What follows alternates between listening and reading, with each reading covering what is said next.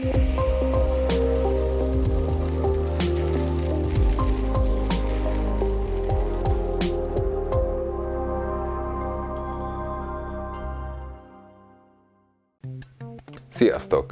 Már sokszor megkerestetek bennünket, hogy a GPON vagy GEPON technológiák közül mi melyiket javasolnánk, illetve melyiket választanánk.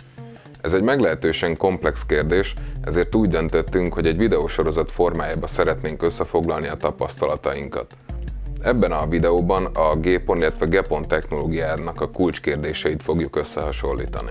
Felépítésüket tekintve teljesen megegyeznek ezek a technológiák, mind a kettő pont-multipont struktúrára épül, és a passzív hálózati elemeknek egyáltalán nem számít, hogy melyik technológiát választjuk.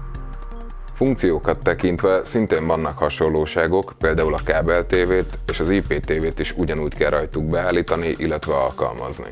Különbségeket tekintve a legjobb példa, mintha két automárkát hasonlítanánk össze, mind a kettő elvisz A-ból B-be, illetve pont szempontból nézve mindkettő Ethernet interfésszel kezdődik, illetve végződik, viszont a számokba és tulajdonságokba eltér a két technológia. A legfőbb különbség talán, hogy különböző szabványszervezetek hozták létre a technológiákat, a GEPON-t az IEEE, míg a GPON-t az ITU. Vonali sávszélességet tekintve a GEPON-nál szimmetrikus gigabitet, míg GPON esetén aszimmetrikus 2,5 giga letöltés, illetve gigabites feltöltést kapunk. Maximális osztás GEPON esetén 64, míg GPON esetén 128. A maximális távolság 20 km mindkét technológia esetén, viszont a GEPON-nál 32-es osztással, míg GPON-nál 64-es osztással érhetjük el. A gyakorlatban elérhető távolság GEPON esetén 30-40 km, míg GPON-nál akár 50 km is lehet. Egy végberendezésre jutó sávszélesség maximális osztással GEPON esetén 19/19 megabit, illetve GPON esetén 19/9 megabit. Fontos megegyezni, hogy ezek a számok a vonali sávszélességből lettek származtatva, és csak irányt ad a minimális garantált sávszélességre. Az egyre növekvő csomagokban legfontosabb tulajdonság az időbeli kihasználtság.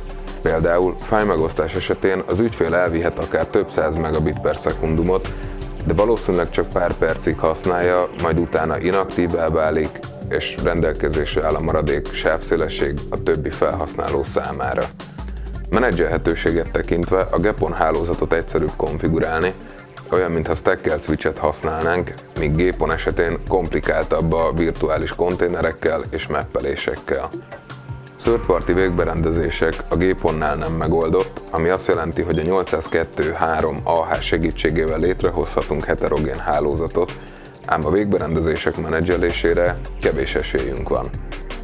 GPON esetén egy jobban szabványosított megoldás lett kidolgozva, hiszen az OMCI segítségével illeszthető más gyártó végberendezései.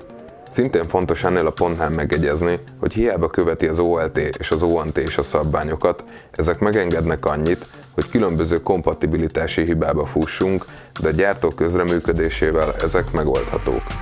Összefoglalva, a kísérletezés helyett célszerű homogén hálózatot alkalmazni. Összességében mindkét technológiának megvannak az előnyei, illetve hátrányai, ám egy dolog vitathatatlan. Ha kiépítettünk egy optikai hálózatot, az időtálló lesz. Elég, ha arra gondolunk, hogy a gigabites és 10 gigás PON technológiát is használhatjuk ugyanazon az optikai szálon, illetve ugyanazon az optikai infrastruktúrán. Reméljük hasznosnak találtátok az összefoglalónkat, a következő epizódban a Racecomm OLT központi berendezéseit fogjuk GEPON-GPON összehasonlításba megvizsgálni. További információért forduljatok hozzánk bizalommal elérhetőségeinken. Sziasztok!